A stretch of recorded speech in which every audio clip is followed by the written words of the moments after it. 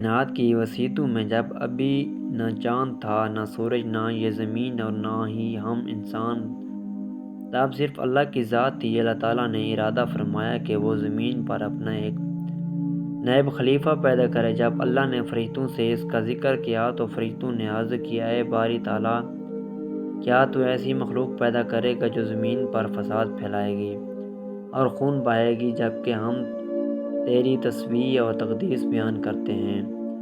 اللہ تعالیٰ نے وہ تاریخی جواب دیا جو رہتی دنیا تک کے لیے ایک راز تھا، میں وہ جانتا ہوں جو تم نہیں جانتے۔ یہیں سے انسان کی تخلیق کا وہ سفر شروع ہوا جس نے کائنات کی تاریخ بدل کر رکھ دی۔ تخلیق کا اللہ تعالیٰ نے زمین کے مختلف حصوں سے مٹی جمع کرنے کا حکم دیا۔ یہ مٹی رنگ اور مزاج میں مختلف تھی،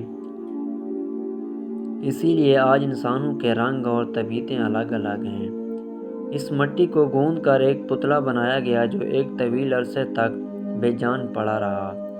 ابلیس شیطان جو اس وقت فرشتوں کے ساتھ رہتا تھا، اس مٹی کے پتلے کو دیکھ کر حیران بھی ہوتا اور حسد بھی کرتا۔ پھر وہ وقت آیا جب اللہ نے اس میں اپنی روح پھونکی۔ روح کے سرایت کرتے ہی آدم کو چھینک آئی اور ان کے زبان سے پہلا لفظ نکلا، الحمدللہ، تمام تعریفیں اللہ کے لیے ہیں۔ اللہ نے جواب دیا، یا رحمک اللہ، اللہ تم پر رحم فرمائے۔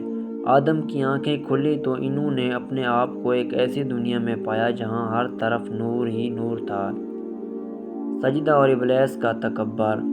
اللہ تعالیٰ نے آدم کو تمام چیزوں کے نام سکھا دیے، وہ علم جو فرشتوں کے پاس بھی نہ تھا۔ پھر اللہ نے فرشتوں اور ابلیس کو حکم دیا، آدم کے سامنے سجدہ کرو۔ تمام فرشتے اللہ کے حکم کے سامنے سر بسجود ہو گئے، لیکن ابلیس کھڑا رہا۔ اس نے تکبر کیا اور کہا، میں اس سے بہتر ہوں، تو نے مجھے ایک آگ سے پیدا کیا اور اسے مٹی سے۔ اس ایک نافرمانی نے اسے عابد سے مردود بنا دیا۔ ابلیس کو جنت سے نکال دیا گیا، لیکن اس نے قیامت تک کی مہلت مانگی تاکہ وہ آدم کی اولاد کو سیدھے راستے سے بھٹکا سکے۔ اللہ نے اسے مہلت دے دی، لیکن فرما دیا، جو میرے سچے بندے ہوں گے ان پر تیرا زور نہیں چلے گا۔ جنت کا قیام اور آزمائش۔ حضرت آدم جنت میں اکیلے تھے۔ اللہ نے ان کے سکون کے لیے بی بی حوا کو پیدا کیا۔ دونوں کو حکم ہوا کہ جنت کی ہر نعمت کھاؤ، جہاں چاہو گھومو، مگر اس ایک درخت کے قریب نہ جانا، ورنہ تم ظالموں میں سے ہو جاؤ گے۔ ابلیس جو دشمن بن چکا تھا، بیس بدل کر جنت میں داخل ہوا اور انہیں وسوسے میں ڈالنے لگا۔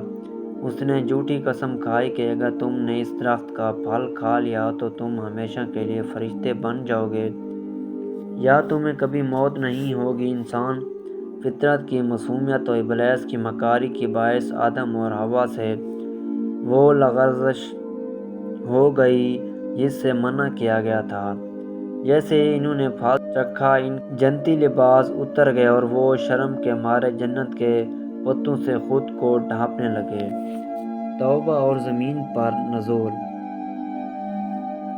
اللہ کی آواز گونجی، کیا میں نے تمہیں منع نہیں کیا تھا؟ آدم اور حوا اپنی غلطی پر نادام ہوئے اور رو رو کر وہ دعا مانگی جو آج بھی ہر گناہ گار کی پناہ گاہ ہے۔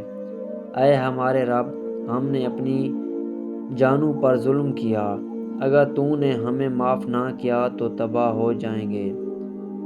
اللہ نے توبہ قبول کر لی، لیکن اب وقت تھا کہ انسان اپنی ذمہ داری سنبھالے۔ آدم اور حوا کو زمین پر اتار دیا گیا۔ روایت ہے کہ وہ ایک دوسرے سے بچھڑ گئے اور برسوں کی تلاش اور آنسوں کے بعد جبل رحمت عرفات کے مقام پر دوبارہ ملے۔ یہیں سے انسان زندگی کا وہ کھٹن لیکن عظیم سفر شروع ہوا جس کا مقصد اللہ کی بندگی اور زمین کو امن کا گہوارہ بنانا تھا۔ آدم زمین پر پہلے انسان بھی تھے اور پہلے نبی بھی، جنہوں نے اپنی اولاد کو سچائی اور توحید کا راستہ دکھایا۔